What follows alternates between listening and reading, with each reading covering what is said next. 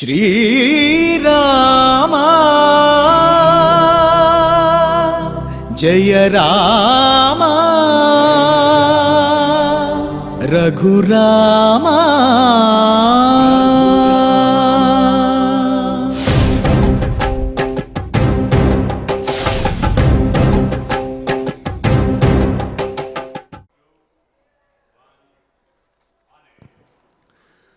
ओं नमो वेंकटेशाय।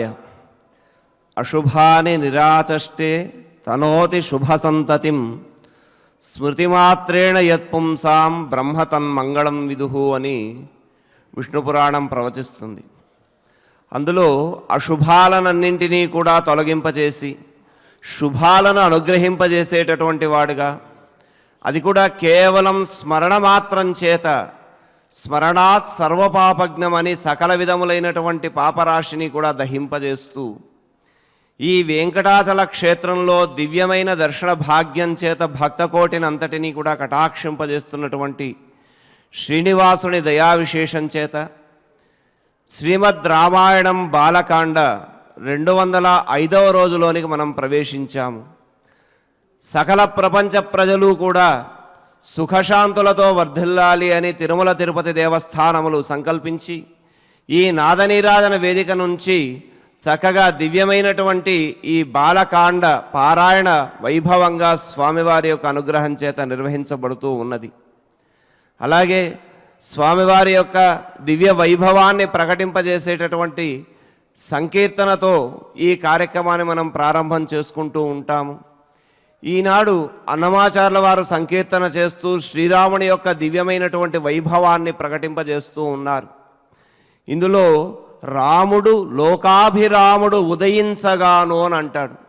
వేదవేద్యే పరే పుంసి జాతే దశరథాత్మజే అని దశరథుని కుమారుడిగా ఆ శ్రీరామచంద్రుడు తాను శ్రీరామచంద్రుడిగా జన్మించిన వెంటనే కలిగినటువంటి ఆ పరిణామాలన్నింటినీ కూడా చక్కగా వైభవంగా కీర్తిస్తూ ఇందులో అంటారు ఆయన, భూమిలో వాల్మీకి పుణ్యమెల్లా దక్కెను అని. అంటే శ్రీరామచంద్రమూర్తిగా ఆయన అవతరించిన వెంటనే వాల్మీకి మహర్షికి జన్మ జన్మల పుణ్యమంతా కూడా ఆయనకు దక్కిందట. అలాగే ఆ రఘురాముని మూలంగా మారీచుడనేటటువంటి రాక్షసుడు తిరిగి జన్మించవలసినటువంటి అవసరమే లేకుండగా ఆ కర్మమంతా కూడా ఆయనకు నశించింది అని అంటాడు. దీనితో పాటుగా రాక్షస సమూహాన్ని అంతటినీ కూడా నశింపజేసి చక్కగా ఆ రాక్షస సంహారాన్ని నిర్వర్తింపజేసినటువంటి వైభవాన్ని చెబుతూ అందులో అంటాడు, రాక్షసుల భార్యల మెడలోని మాంగళ్యములని పుటుక్కమని తెగను అని అంటాడు. శ్రీ గురు ధ్యానం గురు బ్రహ్మ గురుర్విష్ణు గురుర్దేవో మహేశ్వరః గురుః సాక్షాత్ పరం బ్రహ్మ తస్మై శ్రీ గురవే నమః. శ్రీనివాస ధ్యానం శ్రీ వెంకటాచలాధీశం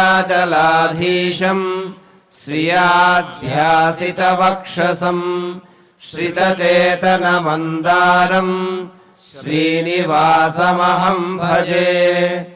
అథ సంకల్పః శ్రీమదాదివరాహ క్షేత్రే విరాజమానస్య శ్రీ పద్మావతీ జానేః అఖిలాండకోటి బ్రహ్మాండ నాయకస్య శ్రీరామచంద్ర రూపాంతరస్య భగవతః శ్రీ వెంకటేశ్వర స్వామినః సన్నిధౌ హనుమత్ సీతా లక్ష్మణ భరత శత్రుఘ్న పరివార సమేత శ్రీరామచంద్ర పరబ్రహ్మణః పరిపూర్ణానుగ్రహేణ అస్మిన్ భువనే అతిశీఘ్రమేవ విశూచికాక్రిమేః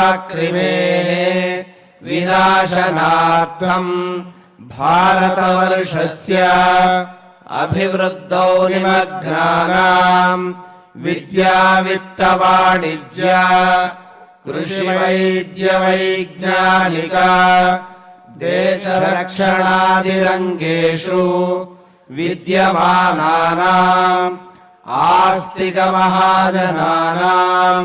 सर्वेषां सकुटुम्बानां आयुरारोग्यैश्वर्य सद्बुद्धि इत्यादि सर्वशुभफलप्राप्त्यर्थं तेषां सर्वतोमुखाभिवृद्धिद्वारा श्रीरामराज्यस्य पुनर्व्यवस्थापनार्थम् अनूढानां शीघ्रमेव विवाहसिद्ध्यर्थं दम्पतीनाम् अनुकूलदाम्पत्यसिद्ध्यर्थं सन्तानार्थिनां शीघ्रमेव सत्सन्तानप्राप्त्यर्थं ततः पितृदेवताप्रीत्यर्थं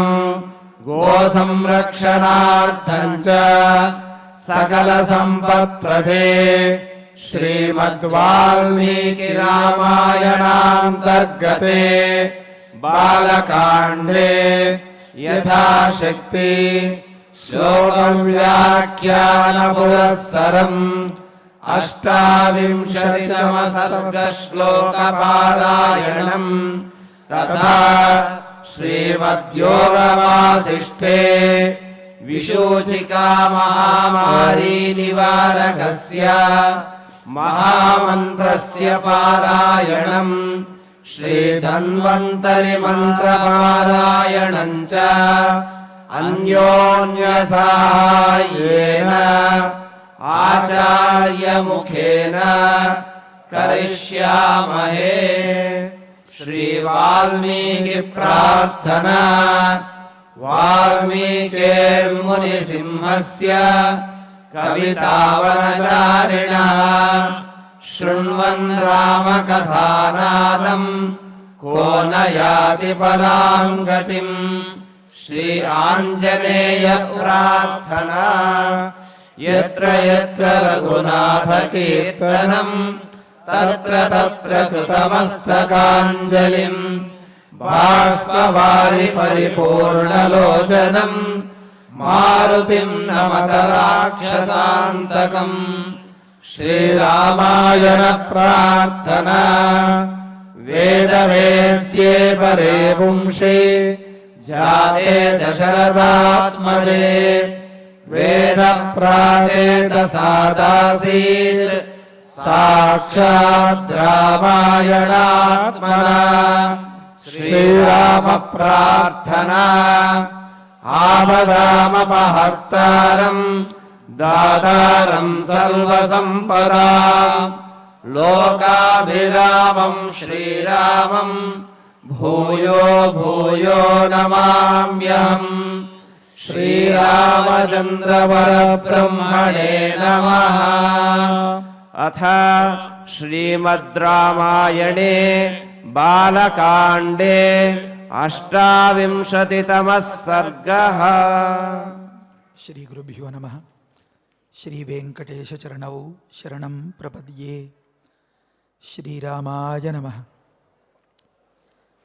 अथ ते राममामन्त्र्य कृत्वा चापि प्रदक्षिणम् एवमस्त्विति काकुत्स्थम् उक्त्वा जग्मुर्यथागतम्।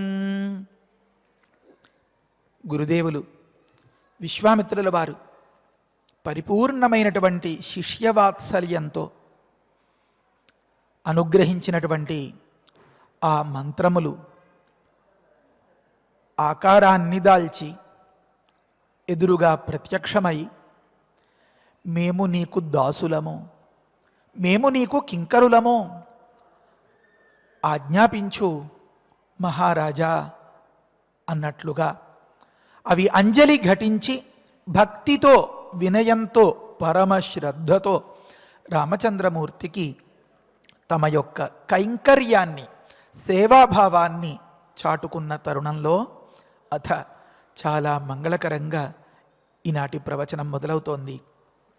అథ ఇలాంటి శుభప్రదమైన తరుణంలో తే ఆ మంగళకరములైనటువంటి మూర్తిమంతములైన ఆ అస్త్రదేవతలందరూ కూడా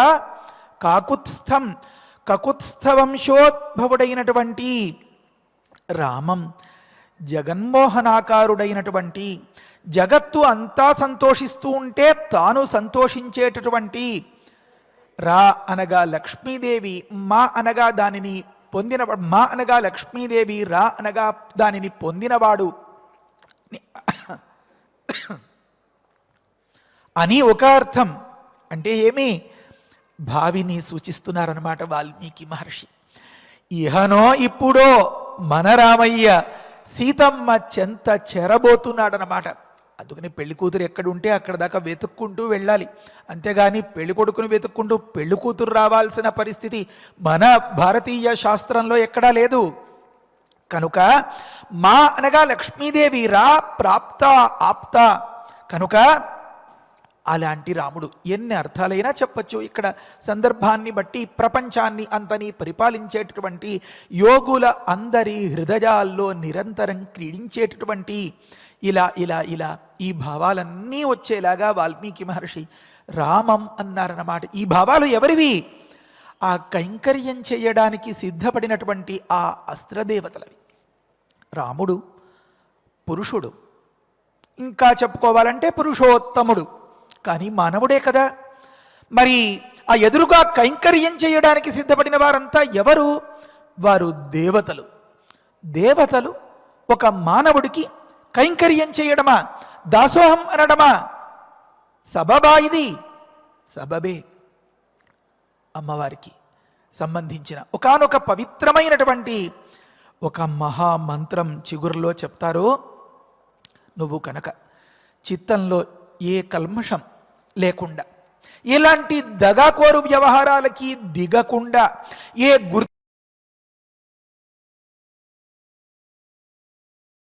విడిచిపెట్టి ఒకే భావన పరంపరగా కొనసాగించుకున్నట్లయితే ఒకలాంటి ఫలితాన్ని ఇస్తుంది అమ్మవారు.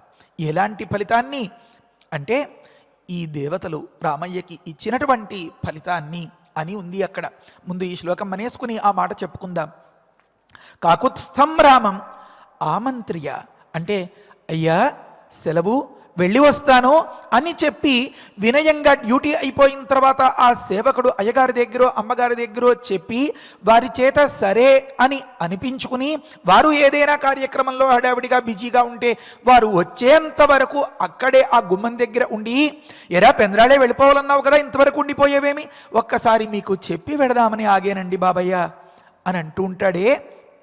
ఆ మాదిరిగా ఆమంత్రియ వినమ్రంగా సెలవు తీసుకునేందుకు మన రఘురామునికి వారి యొక్క ఏమనాలి, భావి కార్యాన్ని అంతని మనసులో ఉంచుకుని ఈ సేవ పొంగుకొస్తూ ఉండగా సేవాభావం అనుమతిని పొంది, మళ్ళీ ఇంకొక మాట, ప్రదక్షిణంచాపి కృత్వా రామయ్యకి, ఎవరికి? 12 ఏళ్ల పసివాడు అయితేనే కౌసల్యాసుప్రజారాముడు, విశ్వామిత్రుల వద్ద పరిపూర్ణమైనటువంటి కృపను పొందినటువంటి ఒకానొక ఉత్తమ పాత్రుడు, పాత్రభూతోసి రాఘవా. కనుక ప్రదక్షిణం చేసి, భక్తుడు భగవంతుడికి చేస్తాడు ప్రదక్షిణం, కానీ ఇక్కడ ఆ దేవతే రాముడికి ప్రదక్షిణం చేస్తోంది. రామయ్య అంతల్లా ప్రసన్నం చేసుకోగలిగాడనమాట. దాని వెనుక గురువుదేవుల ఆశీర్వచనం చేసినటువంటి ప్రభావం అంత గొప్పగా ఉందన్నమాట. భద్రంతే భద్రంతే భద్రంతే, ఎక్కడైనా ఎప్పుడైనా ఇదే మాట నాయన, నువ్వు చల్లగా ఉండాలిరా, హాయిగా ఉండాలిరా అని గమనించండి. సీతమ్మ వారి ఆ పాణిగ్రహణ సందర్భంలో ప్రతీచ్ఛచైనాం భద్రంతే పాణింగృహీష్వ పాణినా, రామలక్ష్మణుల్ని వెంట పెట్టుకుని విశ్వామిత్రుల వారు జనక మహారాజు దగ్గరికి పెడతారు. అప్పుడు జనక మహారాజు అంటారు, పిల్లల దగ్గరికి వచ్చేటప్పటికి ఇది ఆశీర్వచనం, పెద్దల విషయంలో ఇది ఒక శుభాకాంక్ష, శుభకామన, విషస్ అన్నమాట. కనుక ఒక మంచి జరిగినప్పుడు, ఒక మంచి జరగాలి అని కోరుకున్నప్పుడు భద్రంతే భద్రంతే అని దీవించాలి అన్నమాట. నేనెంతటి వాణ్ణండి దీవించడానికి అని అనుకోకుండా ఆ వాత్సల్యం, ఆ మమకారం, ఆ అమ్మతనం అనేది ఉందే, ఆ నాన్న, ఆ గురువు అనేటువంటి గౌరవం, అది ఆ దీవెనకు అర్హుణ్ణిగా చేస్తుందన్నమాట. దీవించడానికి, ఆ దీవెన పొందడానికి అర్హుణ్ణిగా చేస్తుందన్నమాట ఆ పిల్లవాడిని. కనుక అంతలాగా ఆ గురువులు దీవించి దీవించి ఆశీర్వచనం చేసి సమస్తం ధారాదత్తం చేస్తే పేరుకి, చూడ్డానికి ఇది మానవాకారమే అయినా ఆ మంత్రమూర్తిగా ఉన్నటువంటి ఆ గురుమూర్తి యొక్క దివ్య కరుణకు పాత్రుడైనటువంటి ఈ శిష్యుడు దేవతామూర్తి సైతం వంగి ప్రదక్షిణం చేసేంత స్థాయికి ఎదిగిపోతాడు. వాల్మీకి మహర్షి మనకి ఉపదేశం చేస్తున్నారు. దీనివల్ల మంత్రోపదేశం ఎలా పొందాలి, పొందిన గురువుల వద్ద ఎలా ఉండాలి, ఆ గురువులు కానీ, కన్నా తల్లులు కానీ, తండ్రులు కానీ పిల్లల పట్ల ఏ విధమైనటువంటి సద్భావనతో ఉండాలి, ఈ దీవెన అనేది ఎంతటి వాడినైనా ఎంతటి వాడినో చేయగలుగుతుంది అనే అంశాన్ని ఇక్కడ ఉదహరిస్తున్నారు. వ్యాఖ్యాతలు రాశారు, ఇదంతా నా కపోల కల్పన కానే కాదు. కనుక ఆ పెద్దల దీవెన ఎక్కడ ఉందో అక్కడ బెల్లం ముక్క పెట్టి తీసేసిన చోట్లో కూడా చీమలు తిరిగినట్లుగా ఆ గురుదేవులు ఎక్కడికో వెళ్ళిపోయి, అమ్మని విడిచి నాన్నని విడిచి ఇతడు వ్యవహారానికి ఎక్కడికో వెళ్ళిపోయిన వారి ఆశీ ప్రభావం అలా చుట్టూతా తిరుగుతూనే ఉంటుంది. కనుక ఆ ప్రాంతంలో చీమలు తిరుగుతూ ఉండడం మనం గమనిస్తూ ఉంటాం కదా. అంత మాదిరి ప్రభావం, అంత మాదిరి ప్రభావవంతుడైపోయాడు మన రామయ్య. కనుక ఆ దేవతామూర్తులు ప్రదక్షిణం కూడా చేసి ఏమనుకున్నాం ఇంతకుముందు, అమ్మవారికి సంబంధించిన ఒకనొక దివ్యమైనటువంటి మాలా మహామంత్రం చిగుర్న ఏమని చెప్పారు? పతిన్ నారీవానురక్తాదేవి భక్తం భజే జనం అంటే అమ్మవారు భక్తుణ్ణి సంతోషపరుస్తుంది. ఏ రకంగా కావాలన్నా సరే, ఏ సేవైనా సరే చేసి.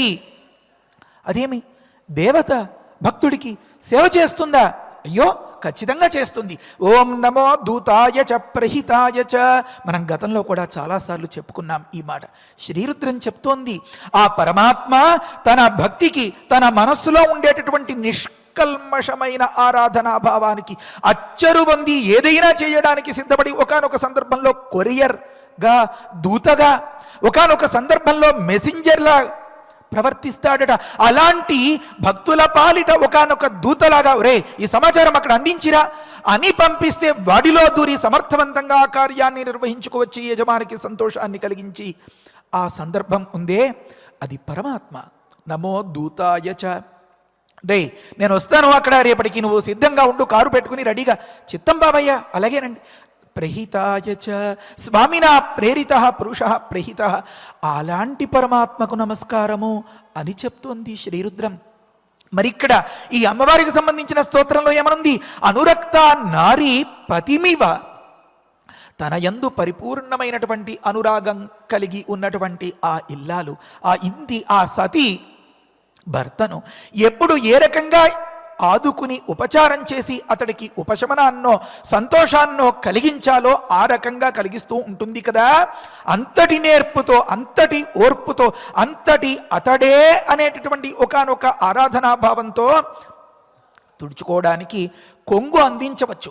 అతడు విడిచిపెట్టినటువంటి బట్టల్ని ఉతరడానికి పట్టుకెడుతూ భుజం మీద వేసుకుని ఉండొచ్చు. ఏ రకంగానైనా సరే ఆ అనురాగం, ఆ దాంపత్య బంధం అక్కడక్కడ అలా కనిపిస్తూ ఉంటుంది. కొన్ని సందర్భాల్లో చెప్తూ ఉంటారే, తాగగా మిగిలినటువంటి దానిని కూడా తాగి ఆస్వాదించి ఆ అనురాగాన్ని చాటేటటువంటి అన్యోన్య దాంపత్య ప్రతీకలుగా ఉన్న కొన్ని అంశాలు గమనించండి. ఎందువల్ల వస్తుంది ఇదంతా? అనురక్త. మన శాస్త్రం, మన వేదం ఏది అంత ఆషామాషిగా ఒక అంశాన్ని చెప్పదు.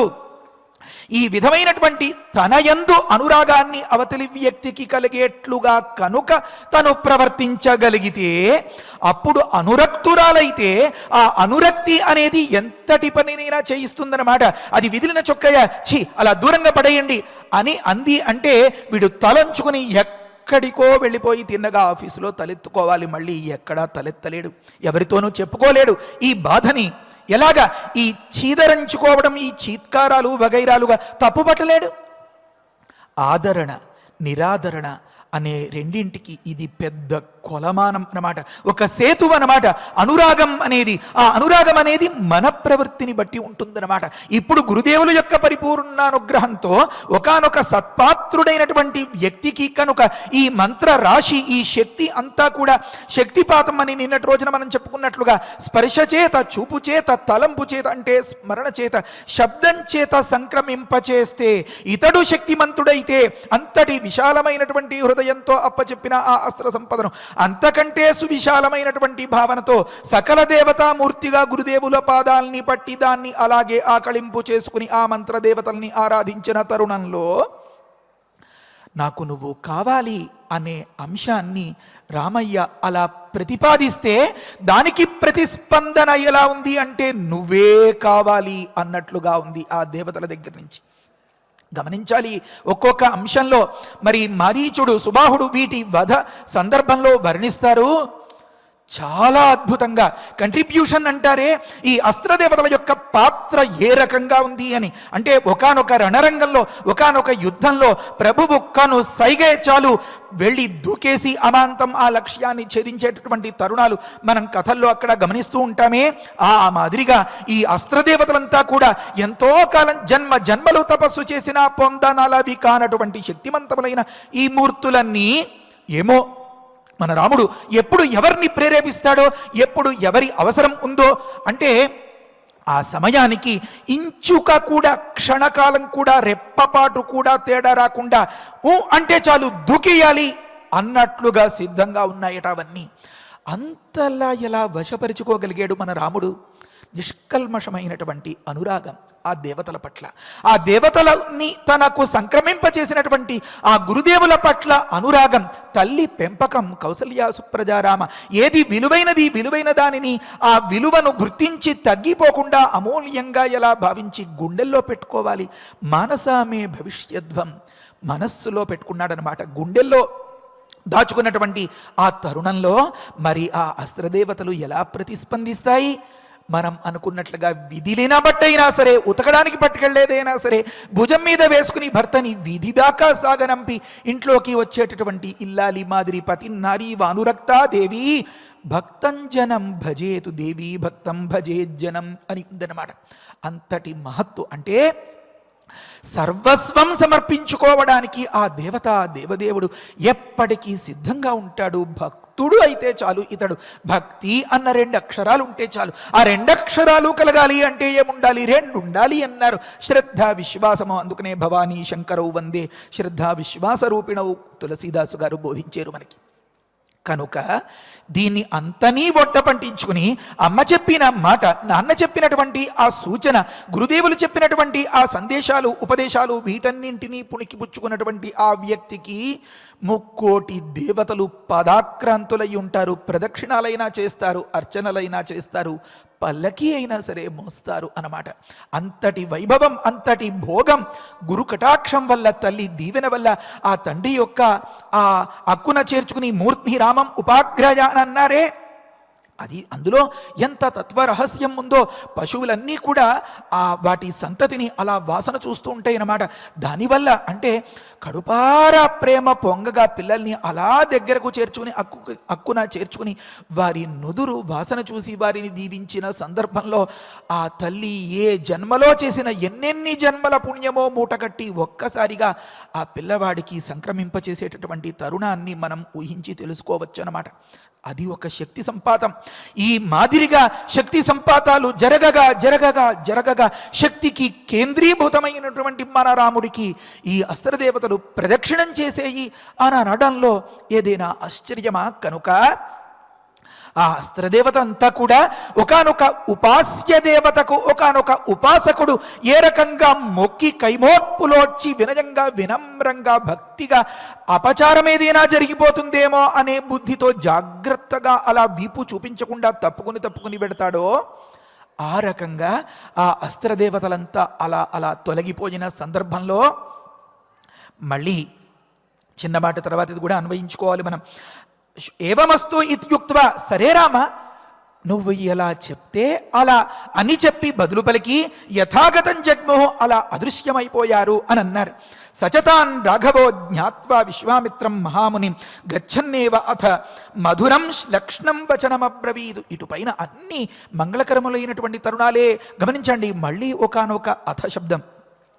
అథ ఇలా జరిగిన పిదప సహా రాఘవ, ఆ రాఘవుడు అంటే గమనించండి, లక్ష్మణస్వామి విడిగా, మన రామయ్య విడిగా కాదు, ఇద్దరు ఏకప్రాణం అని కథలో తెలుస్తోందే. ఆ మాదిరిగా ఇద్దరు ఒక్కటిగా ఉన్నారన్నమాట. రామాయణ సారోద్ధారంలో మన జనమంచి వారు చెప్పినటువంటి వాటిలో కూడా స్పష్టంగా రామచంద్రమూర్తి గురు శిష్య పరంపరను కొనసాగించాలి, తెగక ఈ పరంపర అంతా లోకానికి అభివృద్ధిని కలిగించాలి అనే సద్భావనతో లక్ష్మణస్వామికి కూడా ఒక్కసారిగానే ప్రయోగోపసంహారాలతో కూడినటువంటి ఆ అస్త్ర విద్యను అంతను ఉపదేశం చేసినట్లుగా ఉంది అన్నమాట. కనుక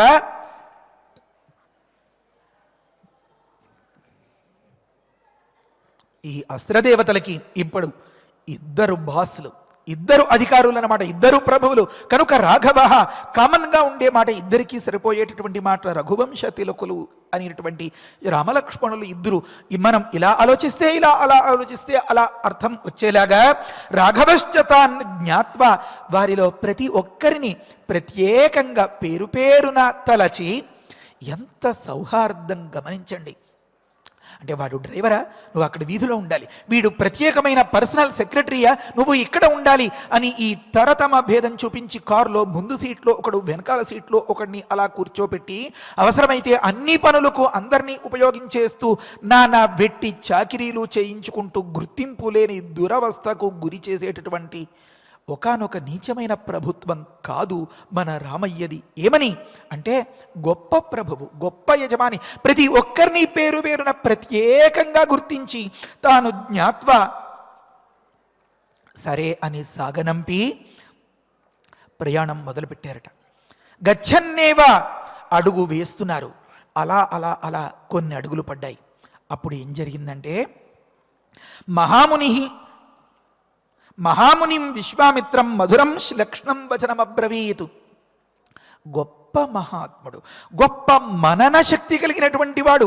ఎన్ని చమత్కారాలో ఇందులో.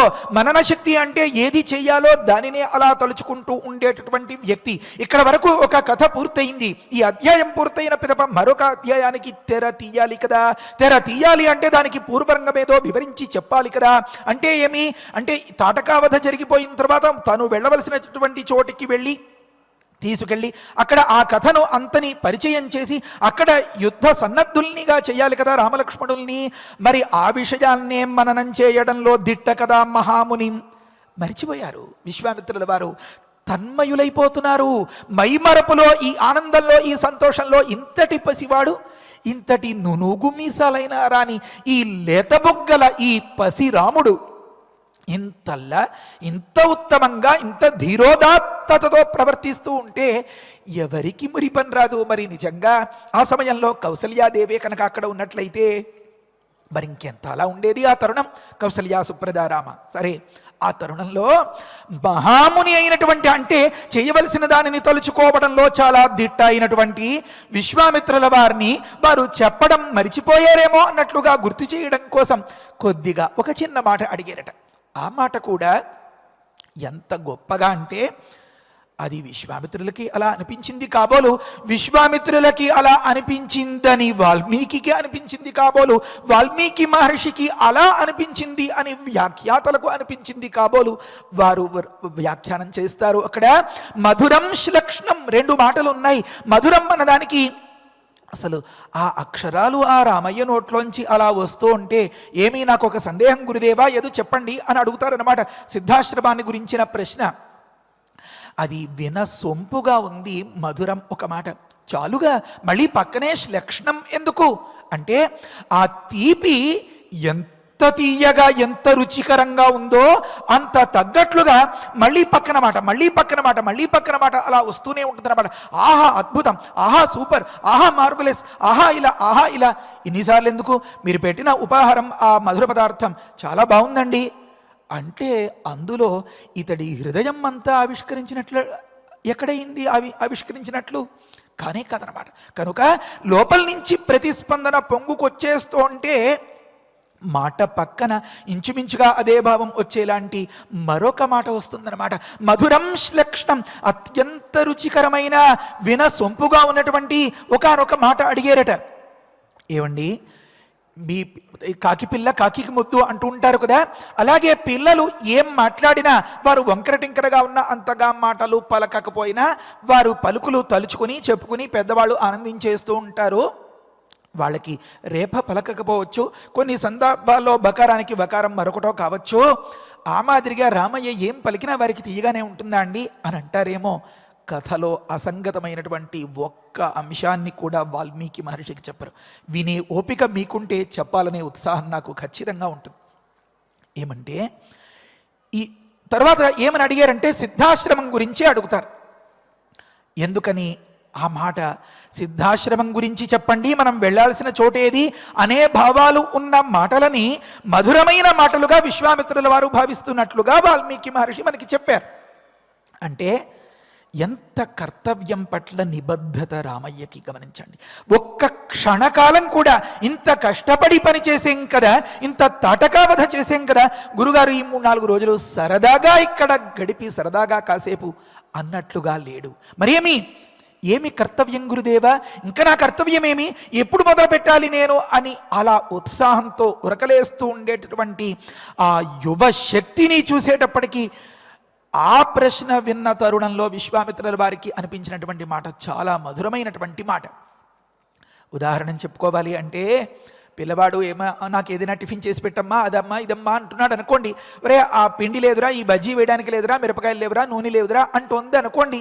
హోంవర్క్ ఏదో చేయించే సందర్భంలో ఏది ఆ టెక్స్ట్ బుక్ ఇలా పట్టరా, ఈ పెన్ ఇలా పట్టరా, నిన్న ఎన్ని మార్కులు వచ్చాయో చూస్తాను ఇలా పట్టరా అంటే చాలా కటువుగా ఉంటాయి ఆ మాటలు. సరే, ఈ పుస్తకం ఇక్కడ అట్టే పెట్టి ఈ హోంవర్క్ ఏదో నేను రాసేస్తూ ఉంటాను, ఈ లోపు నువ్వు బజారుకి వెళ్ళి ఇలా చిటికలో ఆ నూనె లేకపోతే ఏదో వగైరాలు ఆ సంభారాలు పట్టుకుని రా అంటే, అలాగా అమ్మ ఇప్పుడే వస్తాను అని చెప్పి ఎగిరి గంతేస్తాడనమాట. ఆ మాటలు అంత రుచికరంగా బజ్జీలు తింటున్నట్లుగా దోశలు తింటున్నట్లుగా ఎందుకుంటాయి? మరి హోంవర్క్ చేయిద్దాం, లేకపోతే నిన్నటి ప్రోగ్రెస్ కార్డు చూద్దాం అని అంటే అవంత కఠోరంగా ఎందుకుంటున్నాయి? అంటే తనకు కావాల్సింది జరుగుతోంది అనేదానికి సంకేతంగా ఉన్న మాటలు చాలా రుచికరంగా ఉంటాయన్నమాట. తనకి నచ్చని అంశాల్లో అమ్మ బలవంతంగా మెడవంచి కూర్చోపెట్టేస్తుందేమో ఇప్పుడు అనిపించిన మాటలు చాలా ఇబ్బందిగా ఉంటాయన్నమాట. ఆ మాదిరిగా విశ్వామిత్రుల వారికి ఇంకా ఒకలా ఆలోచిస్తే చాలా నిదానంగా అంటే కూల్గా నడుస్తోంది కథ. కానీ దశరాత్రం హి అవశిష్టం అని చెప్పారు కదా, ఆ దశరథుల నిండు సభలో అప్పటికప్పుడే 3 రాత్రులు గడిచిపోయాయి. మరి ఇంకా తెల్లారితే 4వ రోజు అలా వచ్చేస్తోంది అన్నమాట. అంటే తెల్లవారితే కాదు, ఆ రోజే ఈ మంత్రోపదేశం జరిగినటువంటి తరుణం. ఒక రాత్రి మజిలీ, మనం గతంలో చాలాసార్లు అనుకున్నాం, ఒక మజిలీ జరిగిన సందర్భంలో కౌసల్యా సుప్రజారామ అని చెప్పుకున్నాం. రెండో మజిలీ స్థాన్వాశ్రమంలో ఆ గంగ ఒడ్డిన సంధ్యావందనాదులు అవన్నీ వాటిని గురించి అనుకున్నాం. 3వ రాత్రి తాటకావధ జరిగినటువంటి తరుణంలో మరునాడు ఉదయం ఇక్కడ ఈ ఉపదేశం అంతా జరిగింది అనుకున్నాం. కనుక ఈ డైరీలో 3 రాత్రులు గడిచిపోయాయి. ఇది ప్రస్తుతం మనం ఎక్కడ కథలో ఉన్నామంటే 4వ రోజు కథలో ఉన్నాం. తప్పితే ఇంకా మిగిలినవి 6 రోజులే.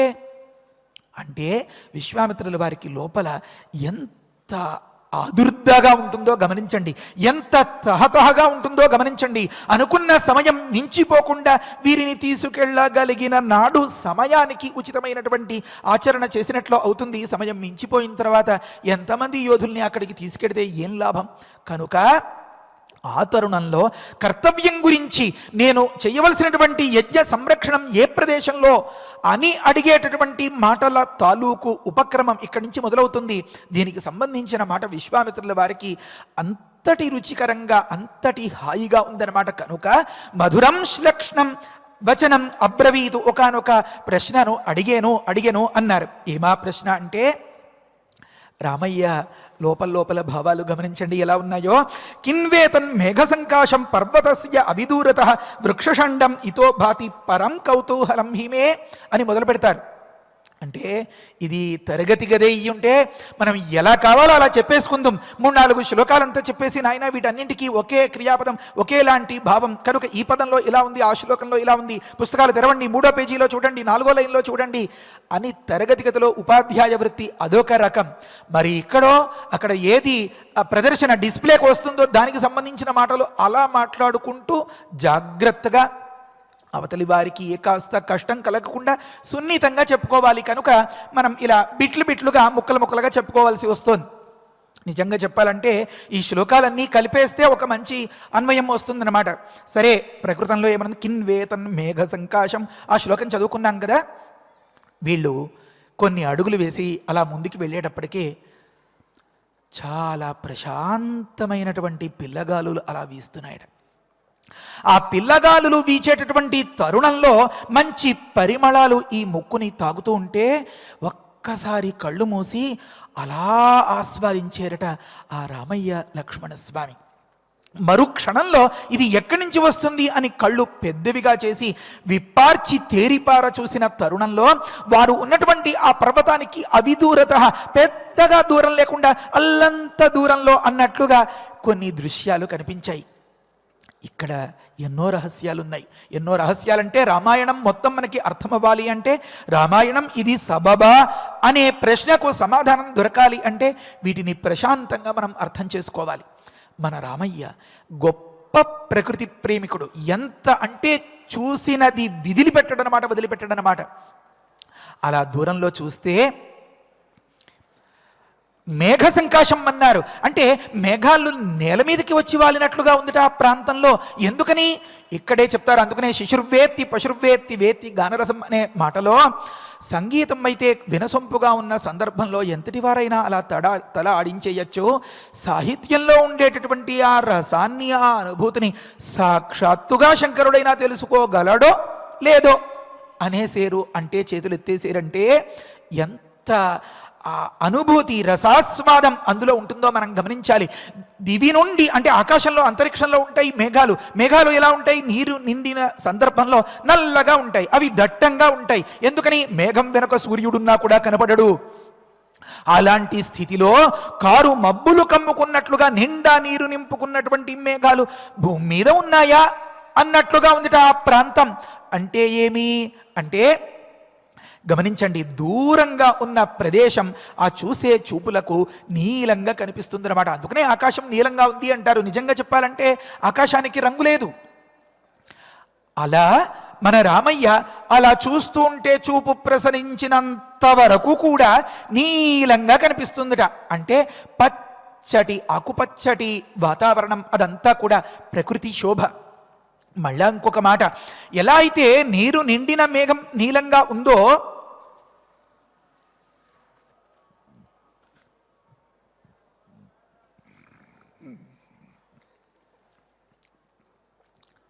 శ్రీరామ శ్రీరామ శ్రీరామ ఆ మేఘానికి వెనుక ఉన్నది ఏది కనపడకుండా ఉందో అలా ఈ చెట్లు ఇక్కడి నుంచి చూస్తే ఇలా తలెత్తి చూసిన ఆకాశం కూడా కనిపించనంతగా ఆవరించేసి ఉన్నాయట.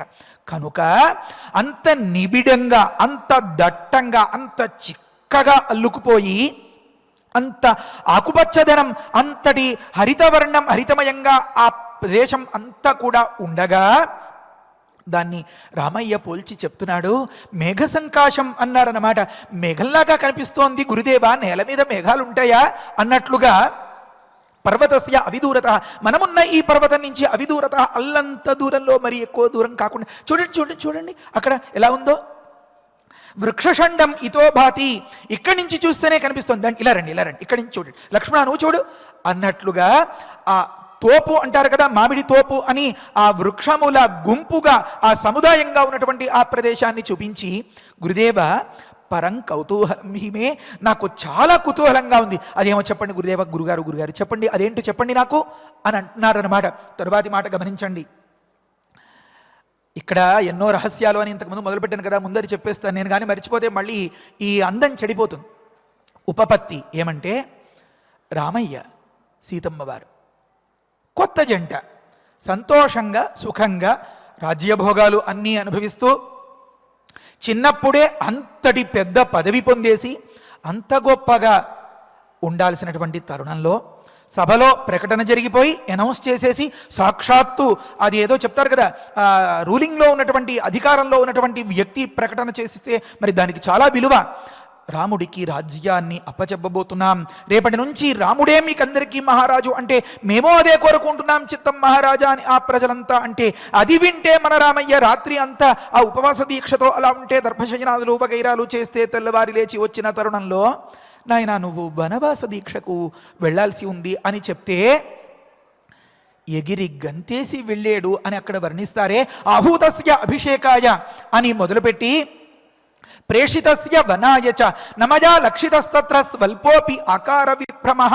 మన రామాయణ కథను విని అద్భుతమైనటువంటి మాట సుమంత్రుని నోటి వెంట వచ్చిన పాట ఏమనంటే, రామచంద్ర మీకు పట్టాభిషేక మహోత్సవం ప్రకటించబడింది అని చెప్తే ఒకలా ఉన్నారట. రామచంద్ర మీరు వనవాసానికి వెళ్ళాలి, తండ్రి గారు ఈ మాదిరిగా ఆదేశిస్తున్నారు అని చెప్తే ఒకేలా ఉన్నారట. నమయా లక్షితస్తత్ర నాకు ఏమి కనపడలేదు, ఏమది స్వల్పోపి ఆకార విభ్రమ. ఆ ముఖంలో కానీ ఆ మాటలో కానీ ఆ చూపులో కానీ ఆ నవ్వులో కానీ ఏకాస్త తేడా లేకుండా. అదెలా అంటే ఒకటి గమనించండి, కొత్త జంట అందరూ కలిపి సాధారణంగా షికారుకు వెళ్ళాలి, ట్రిప్పు ఊళ్ళు వాకిళ్ళు అలా వెళ్ళాలి. ఊరేగాలి అంటే అందరికీ ఇష్టమే కదా, అందుకనే మన స్వామికి కూడా ఊరేగాలి అంటే ఊరేగింపు అంటే ఇష్టం, దాన్నే అనుసరిస్తూ ఉంటారు మన వాళ్ళు. ఊరేగడం అంటే చాలా ప్రీతిగా ఉంటుంది. ఆ సందర్భంలో ఏ అత్తగారో పిలిచి మా వాళ్ళు ఎవరో వస్తారట, ఇది వారం రోజులు పడుతుంది, వారికి మధ్యలో ఏదో అవసరమైతే పలానా ఏర్పాట్లు చేయాల్సి వస్తుంది, ఇవాళ ఆదివారం కదా, వచ్చే ఆదివారం పలానా వాళ్ళు వస్తారు కనుక మీరంతా ఇండ్లు సిద్ధం చేసి వాళ్ళకి కావాల్సినటువంటి ఏర్పాట్లు అవి చూసుకుని వాళ్ళని వెళ్ళి రిసీవ్ చేసుకుని ఏదో అలా వగైరాలు పురమాయిస్తారనుకోండి, మీ ప్రయాణం క్యాన్సిల్ అంటారనుకోండి. ఆ సందర్భంలో ఆ కొత్త జంట సంతోషిస్తుందా బాధపడుతుందా? ఎప్పుడో పక్క అత్తగారు పక్క మామగారు మరుదులు ఆడపడుచులు వీళ్ళు తోడేళ్లలాగా అలా పట్టి పీడించేస్తూ ఉంటే క్షణకాలం కూడా ప్రైవసీ ఏకాంతం దొరకక ఆ భర్తతో ముద్దులో ముచ్చట్లో వగైరాలో ఏకాస్త అవకాశం లేక స్నేహాన్ని పంచుకునే ఛాన్సే దొరకక ఉన్న తరుణంలో ఇల్లు మొత్తం మీద మీరిద్దరే జాగ్రత్తగా ఉండండి అని ఏ బెడద లేకుండా వారు ఊరు వెళ్ళిపోయి వారం దాకా రాము అని ఆ తిరుగు ప్రయాణం టికెట్లు కూడా చూపించి భరోసా ఇచ్చిన తరుణంలో ఈ పిల్ల మనసులో ఎగిరి గంతేయదా? అంతటి ఆనందకరమైనటువంటి సన్నివేశం తను ప్రయత్నిస్తే వస్తుందా? కానీ అనుకోకుండా భగవంతుడు ఇచ్చిన బహుమతిలాగా వచ్చింది కదా. ఆ రకంగా మన రామయ్య ఈ ప్రకృతిలో ఉండేటటువంటి ఈ సౌందర్యాన్ని అడుగడుగున అణువణువున క్షణక్షణం అలా పరిశీలిస్తూ ఉంటే ఈ ప్రకృతి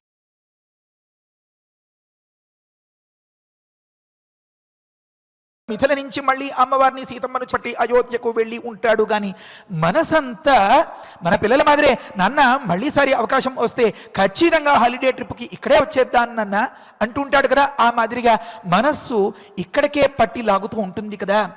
అంతటి శోభాయమానంగా ఉందట ఆ ప్రకృతి అంతా. బహుశా మనం ఈ ప్రవచనాన్ని ఈ పూట ఇక్కడతో ఆపేసుకుంటాం. మరి తర్వాతి శ్లోకం నుంచి రేపటి రోజున చెప్పుకుందాం. ఒక్క నిమిషంలో నా మాటని ముగించేస్తాను. ఏమనంటే, ఒక్కసారి తలెత్తి చూస్తే పైన ఆకాశంలోంచి పడుతున్నాయా అన్నట్లుగా ఎత్తైన పర్వతాగ్రాల నుంచి ఆ కొండవాగులు అలా అలా అలా పడుతూ వస్తూ ఉంటే మహాసర్పాలు చాలా వేగంగా ఇలా ఇలా ఇలా భూమి మీదకి దూసుకొస్తున్నాయా అన్నట్లుగా ఉన్నాయట. అవి పడుతూ ఉండేటటువంటి ఆ వేగం ఒకానొక రాతికి తగిలి ఆ తాకిడి వల్ల చెదిరినటువంటి తుంపరలే నీటిని ఆ ప్రాణాహారంగా ఉన్నటువంటి కొన్ని లతలు ఒకానొక ప్రియుడు జలకాలాడుతూ నీటిని చిమ్మితే సిగ్గుతో లేకపోతే ప్రేమతో అనురాగంతో తల తిప్పుకున్నట్లుగా కళ్ళు మూసుకున్నట్లుగా ఆ లతలు అటు ఇటు ఊగిసలాడుతున్నాయట. ఈ నీటి తుంపరలు పడడం ద్వారా ఏపుగా చాలా గొప్పగా బలంగా ఆ అల్లుకున్నటువంటి ఆ లతలకి అక్కడక్కడ ఉండేటటువంటి ఆ రంగురంగుల ఎర్రటి పువ్వులు, పసుపచ్చటి రకరకాల రంగులుగా ఉండేటటువంటి పువ్వులు ఒక్కొక్కటి ఒకానొక దీప ప్రమిదలాగా, ఒకానొకటి ఆ దీప ప్రమిదిలో వెలిగేటటువంటి ఒకానొక జ్యోతిలాగా వనదేవత ఒకానొక సందర్భంలో మన ఇంటి ఆడపిల్ల గుమ్మం ముందు అలా వరుసగా దీపావళికి దీపపు పంక్తిని పెట్టినట్లుగా ఈ వనలక్ష్మి ఆ కొండబాగు దగ్గర నుంచి అలా మొత్తం వయ్యారాలు ఒలకపోస్తూ దీపాల్ని వెలిగించుకుంటూ వచ్చిందా అన్నట్లుగా ఉందట. హొయలలుకుతూ ఉండేటటువంటి ఆ వాగు ఆ ప్రయాణం ప్రవాహం అంతా ఆ వాగుకి అటూ ఇటుగా ఉండేటటువంటి ఆ లతలంతా మరి తరువాతి మాటల్లో వివరిస్తారు. చాలా శ్రావ్యంగా, చాలా మనస్సుకి ఆహ్లాదం కలిగేలాగా ఆ పక్షులన్నీ స్వేచ్ఛగా కూస్తూ విహరిస్తూ సంతోషంగా ఉన్నాయట. అక్కడ ఇంకొక 2 వర్ణనలు చేస్తారు. ఏమనంటే ఇంకొకలాగా కాస్త తల తిప్పి పరిశీలిస్తే చెట్లన్నీ, కొన్ని చెట్లు విరబూసి ఆ పూతకు తగినట్లుగా పండ్లతో నేల దాకా వంగి, కిందన పడుకున్నవాడు సైతం, చెట్టు మొదల్లో కూర్చున్నవాడు సైతం నోటితోనే ఆ పండు అందుకోవచ్చేమో అన్నట్లుగా, ఎలా అయితే గొప్ప విద్యతో, గొప్ప వినయంతో సాధువుల దగ్గర వినమ్రంగా ఉండి అంజలి ఘటించినటువంటి సత్పురుషుల వీళ్ళు ఈ ఫలాలతో నిండినటువంటి చెట్లు ఇంతల్లా వినయంగా వంగిన సత్పురుషుల్లాగా ఉన్నారు అన్నట్లుగా ఉందట. ఆ ప్రాంతమంతా కూడా స్వేచ్ఛగా, ఏ ఒక్క రాక్షస బెడల లేకుండా. అంటే ఏమి, తాటకా వధ అయిపోయింది కదా, ఇంకా వాటికి పీడ అనేదే లేదనమాట. ప్రకృతిలో ఉండేటటువంటి ప్రాణులన్నింటిలో ఈ పక్షులకు ప్రస్తుతం కానీ, వర్తమానం కానీ, భావి కానీ చాలా గొప్పగా తెలుస్తూ ఉంటుంది. కనుక ముందుగా అవే ప్రతిస్పందిస్తూ ఉంటాయి, కొన్ని మంచి విషయాలు సెలబ్రేట్ చేసుకుంటూ ఉంటాయి.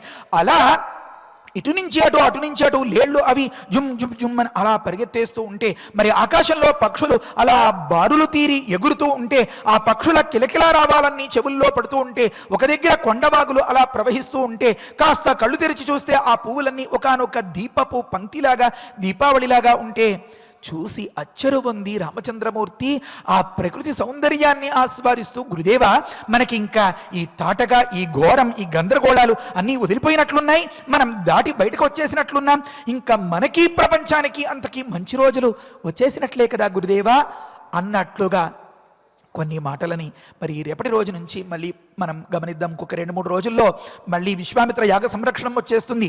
అది పెద్ద కోలాహలం, మారీచుడు, సుబాహుడు, బాణాలు, అది ఫైటింగ్, అమ్మో అదొక అద్భుతం. ఈ మాదిరిగా సాగేటటువంటి ఈ విలువైన ప్రవచనం రమణీయమని నేను అనుకోలేను. కనుక ఈ విలువైన ప్రవచనానికి ప్రతిఫలంగా మన రామయ్య ప్రతి ఒక్కడికి, విశ్వామిత్రులకి ఎలా అండగా రక్షణగా నిలబడ్డారో అలా నిలబడి అనుగ్రహించి రక్షించుగాక. హరయే నమః. స్వస్తి. ఆచార్యుల వారు వైభవంగా మనకు అందించినటువంటి ఈ వివరణను అంతటినీ కూడా మననం చేసుకుంటూ ఈ 3 శ్లోకాలను చక్కగా మనం భక్తితో పారాయణ చేసుకుందాం. అథ తే రామమామంత్ర్య, అథ తే రామమామంత్ర్య, కృత్వా చాపి ప్రదక్షిణం, కృత్వా చాపి ప్రదక్షిణం, ఏవమస్త్వితి కాకుత్స్థం, ఏవమస్త్వితి కాకుత్స్థం, ఉక్త్వా జగ్ముర్యథాగతం, ఉక్త్వా జగ్ముర్యథాగతం, సచతాన్ రాఘవో జ్ఞాత్వా, సచతాన్ రాఘవో జ్ఞాత్వా, విశ్వామిత్రం మహామునిం, విశ్వామిత్రం మహామునిం, గచ్చన్నేవాథ మధురం, గచ్చన్నేవాథ మధురం, లక్ష్ణం వచనమబ్రవీత్, లక్ష్ణం వచనమబ్రవీత్, కిన్వేతన్మేఘ సంకాశం, కిం వేతన్మేఘ సంకాశం, పర్వతస్యా విదూరతః, పర్వతస్యా విదూరతః, వృక్షషండమితో భాతి, వృక్షషण्डमितो भाति, పరం కౌతూహలం హిమే, परं कौतूहलं हि मे. ఇత్యార్షే इत्यार्षे శ్రీమద్ రామాయణే श्रीमद् रामायणे బాలకాండే बालकाण्डे అష్టావింశతితమే సర్గే 28तमे सर्गे త్రయశ్లోకాః. त्रयश्लोकाः. ఫలశ్రుతి నుంచి మంగళాంతం వరకు కూడా మనమందరము కరోనా మహమ్మారి నివారించాలని, సంపూర్ణమైనటువంటి ఆరోగ్యం అనుగ్రహించబడాలని చక్కగా కలిసి పారాయణ చేసుకుందాం. ఫలశ్రుతి కుటుంబ వృద్ధిం ధనధాన్య వృద్ధిం స్త్రియస్య ముఖ్యా సుఖముత్తమం చ శ్రుత్వా శుభం కావ్యమిదం మహార్థం ప్రాప్నోతి సర్వాం భువి చార్థ సిద్ధిం.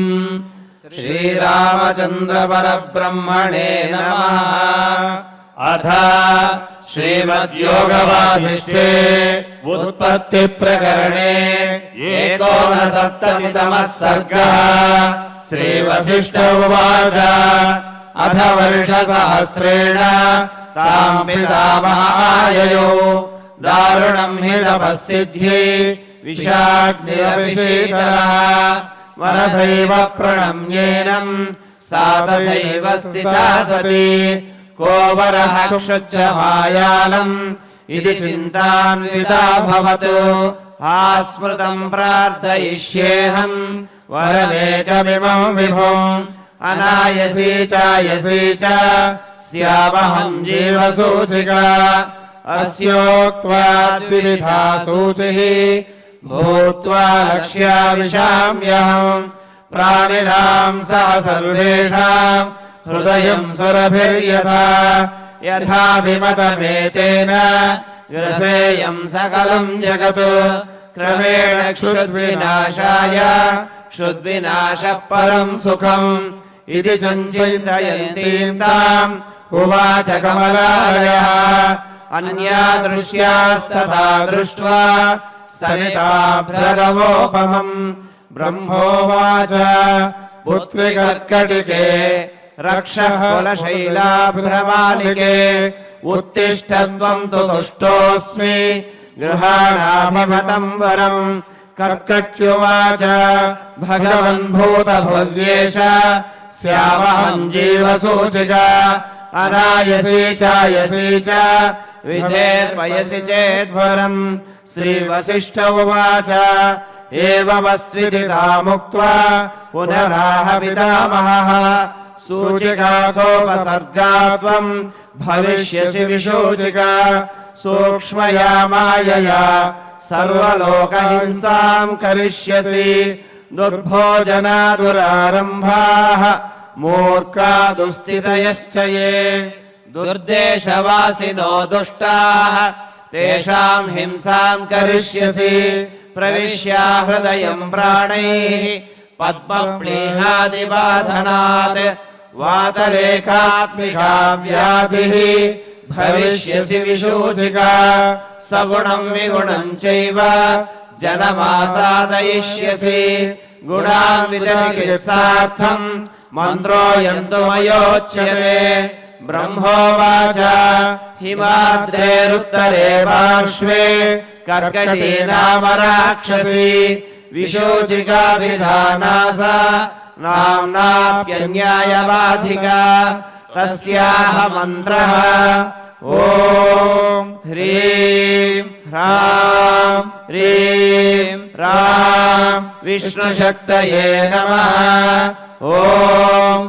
ह्रीं ह्रां ह्रीं ह्रां विष्णुशक्तये नमः ॐ ह्रीं ह्रां ह्रीं ह्रां विष्णुशक्तये नमः ॐ नमो भगवते विष्णुशक्तिवेणाम् ॐ हर हर नय नय पच पच मथ मथ उत्सादय उत्सादय दूरे कुरु स्वाहा हिमवन्तम् गच्छ जीव सह सह सह चन्द्रमण्डलगतोऽसि स्वाहा ॐ नमो भगवते विष्णुशक्तिवेणाम् ॐ हर हर नय नय पच पच मथ मथ उत्सादय उत्सादय दूरे कुरु स्वाहा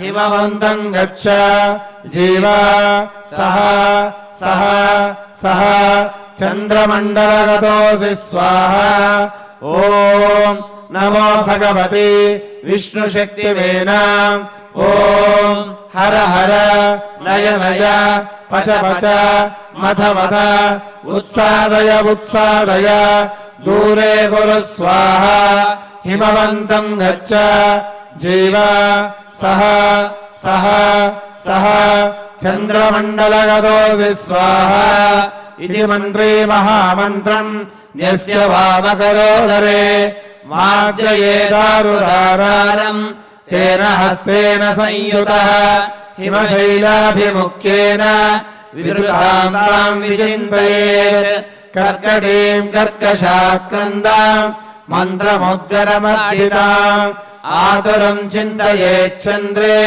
रसायनहृदिस्थितम् अजरामरणं युक्तं मुक्तं सर्वाधिविभ्रमैः साधको हि शुचिर्भूत्वा स्वाचान्तः सुसमाहितः क्रमेणानेन सकलां प्रोच्छिनत्ति विशोचिकाम् इति गगनगतः त्रिलोकनाथः गगनगसिद्धगृहीत सिद्धमन्त्रः गतः उपगतशक्रवन्द्यमानः निजपुरम् अक्षयम् आयम् उज्ज्वलश्रीः इति श्रीमद्योगवासिष्ठे उत्पत्तिप्रकरणे 69तमः सर्गः। अथ धन्वन्तरिध्यानम् अच्युतानन्द गोविन्द विष्णो नारायणामृत रोगामेनाशया शेषान् आशु धन्वन्तरे हरे आरोग्यम् दीर्घमायुष्यम् बलम् तेजोधियम् श्रियम् स्वभक्तेभ्यो गृह्णन्तम् वन्दे धन्वन्तरिम् हरिम् धन्वन्तरेरिमम् श्लोकम् भक्त्या नित्यम् पठन्ति ये अनारोग्यम् न तेषाम् स्यात् सुखम् जीवन्ति ते चिरम्। ॐ नमो भगवते वासुदेवाय धन्वन्तरये अमृतकलशहस्ताय वज्रलोकहस्ताय सर्वामय विनाशनाय त्रैलोक्यनाथाय महाविष्णवे स्वाहा।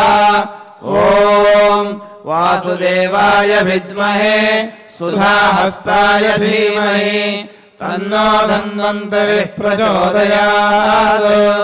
अथ नवग्रह प्रार्थना आरोग्यम् पद्मबन्धुर्वितरतु नितराम् सम्पदम् शीतरश्मिः भूलाभम् भूमिपुत्रः सकलगुणयुताम् वाग्विभूतिम् च सौम्यः सौभाग्यम् देवमन्त्री रिपुभयशमनम् भार्गवः शौर्यमार्गिः दीर्घायुः सैमिकेयः विपुलतरयशः केतुः आचन्द्रतारम् अरिष्टानि प्रणश्यन्तु दुरितानि भयानि च शान्तिरस्तु शुभम् मेस्तु ग्रहाः कुर्वन्तु मङ्गलम्। अथ क्षमा प्रार्थना यदक्षरपदभ्रष्टम् मात्राहीनम् च यद्भवेत् तत्सर्वम् क्षम्यताम् देव नारायण नमोऽस्तु ते। अथ भगवत्समर्पणम् कायेन वाचा मनसेन्द्रियैर्वा बुद्ध्यात्मना वा प्रकृते स्वभावात् करोमि यच्चत् सकलम् परस्मै नारायणायेति समर्पयामि। अथ मङ्गलम् श्रियकान्ताय कल्याणनिधये निधयेऽधिनाम् श्रीवेङ्कटनिवासाय श्रीनिवासाय मङ्गलम्।